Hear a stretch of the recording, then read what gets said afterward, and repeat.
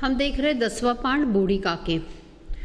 ये एक प्रातिनिधिक कहानी है प्रेमचंद जी द्वारा लिखी हुई, जिसमें उन्होंने वृद्धों के प्रति तिरस्कार की भावना रखने वाले आज के युवकों पर जोरदार प्रहार किया है। वास्तव में ये एक मनोवैज्ञानिक कहानी है जिसके बुजुर्ग लोगों के प्रति सम्मान की भावना जताने का या दर्शाने का कार्य लेखक हमें समझाते हैं। वास्तव में प्रेमचंद जी का समय आपके सामने है, क्योंकि स्वतंत्रता पूर्व काल में लेखन कार्य करने वाले प्रेमचंद जी के नाम से हिंदी साहित्य में युग चलाया जाता है। उनका असली नाम धनपत राय था, जिन्होंने बहुत बचपन से साहित्य के क्षेत्र में अपना कदम रखा और गद्य साहित्य के लेखन में बहुत बखूबी काम करने वाले ये लेखक, जिन्होंने उपेक्षित लोगों को अपने साहित्य में दर्जा देने का कार्य किया है। ऐसे इस लेखक के माध्यम से ये प्रातिनिधिक कहानी है जो हमें बुजुर्गों के प्रति आदर या सम्मान के पात्र होने की बात समझाने का कार्य करती है। स्वाध्याय के तौर पर इसमें प्रश्न दिए हुए हैं कि स्वभाव के आधार पर इस पाठ में आए हुए पात्रों के नाम लिखिए। क्रोधी है काकी जी, लालची है बुद्धिराम, शरारती है बच्चे और स्नेहिल है लाडली जो उनकी भांजी है। बूढ़ी काकी को ललचाने के वाले व्यंजन हैं पूड़िया, कचौड़ियाँ, मसालेदार तरकारी और रायता। बुद्धिराम का काकी के प्रति दुर्व्यवहार दर्शाने वाली 4 बातें पूछी गई है, जो इस प्रकार है। काकी के संपत्ति पर उन्होंने अधिकार जमाया है, भोजन भी न देने का कार्य वे लगातार कर रहे। काकी को घसीट कर कोठरी में पटक देने का कार्य किया है उन्होंने, और काकी को देखते ही वे तिलमिला जाते हैं। मतलब पैसा मिलने के बाद उनका काकी के प्रति व्यवहार बहुत रूखा और अपना स्वार्थीपन जताने वाला दिखाई देता है।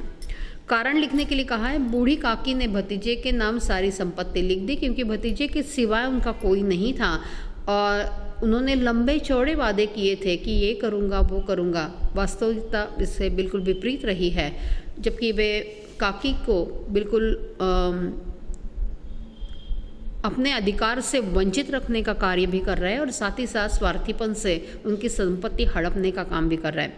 लाडली ने पूड़ियाँ छिपा कर रखी, क्योंकि वही एकमात्र इस घर में है जो अपनी काकी को बहुत प्यार करती है।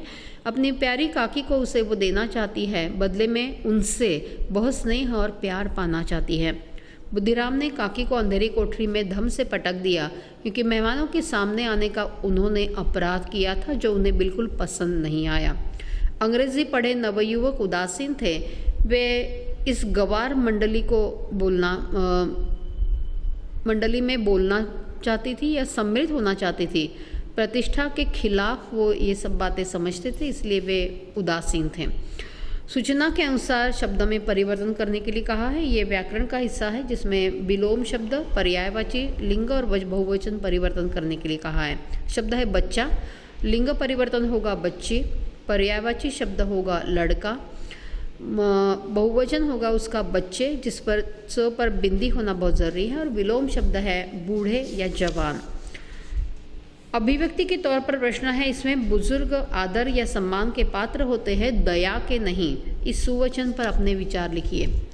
विद्यार्थी दोस्तों, याद रखें कि आज जो वृद्धों की अवस्था है वो कल हमारी भी होने वाली, इस और ख्याल करके या इस और गौर करते हुए हम उनके साथ अगर बर्ताव रखेंगे तो शायद वे आदर और सम्मान के पात्र कहलाएंगे, दया के नहीं।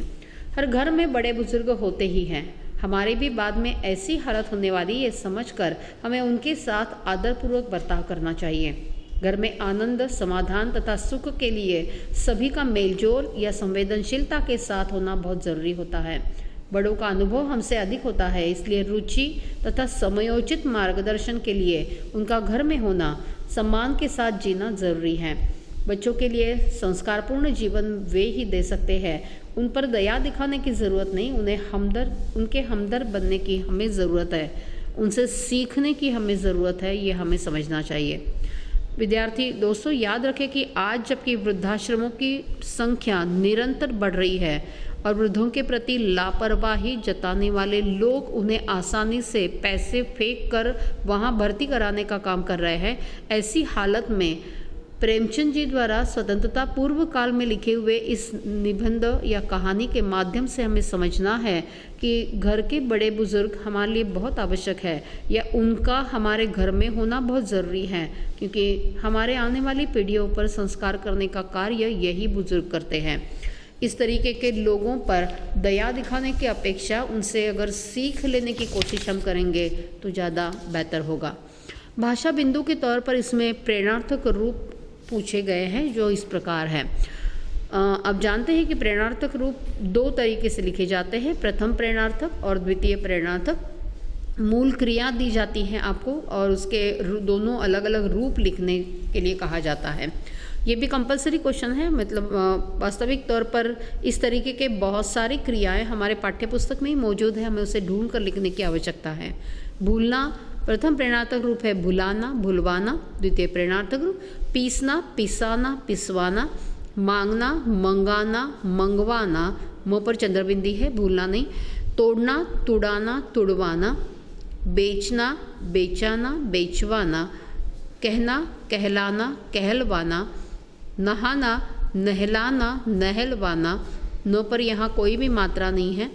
खेलना खिलाना खिलवाना, खाना फिर से खिलाना खिलवाना, फैलना फैलाना फैलवाना, बैठना बिठाना बिठवाना, लिखना लिखाना लिखवाना, जुटना जुटाना जुटवाना, दौड़ना दौड़ाना दौड़वाना, देखना दिखाना दिखवाना, जीना जिलाना जिलवाना। इसमें इसके अलावा 10 क्रियाओं का चयन करके प्रथम और द्वितीय प्रेरणार्थक रूप लिखने के लिए कहा है जो इस पाठ्य पुस्तक में आए हैं। इसके अलावा बहुत सारी क्रियाएं इसमें दिखाई देती हैं, क्योंकि सभी लगभग क्रियाओं के प्रेरणार्थक रूप हमें मिलते हैं। हंसना हंसाना हंसवाना, पहुँचना पहुँचाना पहुँचवाना, जलना जलाना जलवाना, करना कराना करवाना, समझना समझाना समझवाना, पढ़ना पढ़ाना पढ़वाना, देना दिलाना दिलवाना, चलना चलाना चलवाना, ठहरना ठहराना ठहरवाना, और मिलना मिलाना मिलवाना। दोस्तों याद रखें कि प्रेरणार्थक रूप निरंतर ह्रस्व मतलब पहली मात्राओं से जुड़े होते हैं, इसलिए मुख्य क्रिया या मूल क्रिया भी दीर्घ क्यों न हो, प्रेरणार्थक रूप हमेशा ह्रस्व दिखाई देते हैं, पहली मात्रा वाले दिखाई देते हैं, याद रखना। मेरा प्रिय वैज्ञानिक इस विषय पर निबंध लेखन करने के लिए कहा है। इसमें 100 शब्दों तक, अगर 150 शब्दों तक लिखने की अपेक्षा, इसका मतलब है हमें 15 पंक्तियों तक का निबंध लिखना है। उसमें भी प्रस्तावना 1-2 पंक्तियों की अगर छोड़ी तो पूर्ण विषय विस्तार से हमें ये निबंध लिखना पड़ेगा। पहले है प्रस्तावना, फिर है वैज्ञानिक का नाम या कार्य उसका, उनकी शोध निबंध से जुड़े हुए हमें उपयोग, कौन से फायदे हमें हो रहे सामाजिक तौर पर, क्योंकि इसका समाज के लिए उपयोग ज़्यादा होता है किसी भी शोध निबंध का। आज ऐसे वैज्ञानिकों की कितनी ज़रूरत है या हम इसके लिए किस तरीके का प्रयास करें, ये इसमें लिखें। हमारा जीवन सुचारू होने के लिए विज्ञान किस तरीके की मदद हमें करता है, इसकी ओर गौर करें। हमें वैज्ञानिक बनने की चाहत है या होती है, इस प्रकार के वैज्ञानिकों की से प्रेरणा लेकर ये बताइए। उनके कार्य से प्रेरणा लेकर हम भी स्फूर्ति लेते हैं और आगे बढ़ने की कोशिश करते हैं। और उपयोजन के लिए तौर पर बताइए कि आज की स्थिति क्या है, कि वैज्ञानिक बनना या इस तरीके का माहौल आज समाज में है या नहीं, या विद्यार्थी इसकी ओर किस तरीके से देखते हैं, इसकी ओर भी गौर करिए। 100 शब्दों या 150 शब्दों तक की निबंध लिखने की अपेक्षा, इसका मतलब है अगर ये कंपलसरी क्वेश्चन है हमारे लिए तो वैचारिक निबंध के तौर पर या वर्णनात्मक निबंध के तौर पर इसे लिखना पड़ेगा। लेकिन इन सभी से बेहतर है कि आत्मकथा लिखने की कोशिश हम करें, क्योंकि वो ज़्यादा आसान होती है, उसमें बढ़ाने की गुंजाइश ज़्यादा होती है वर्णनात्मक निबंध की अपेक्षा।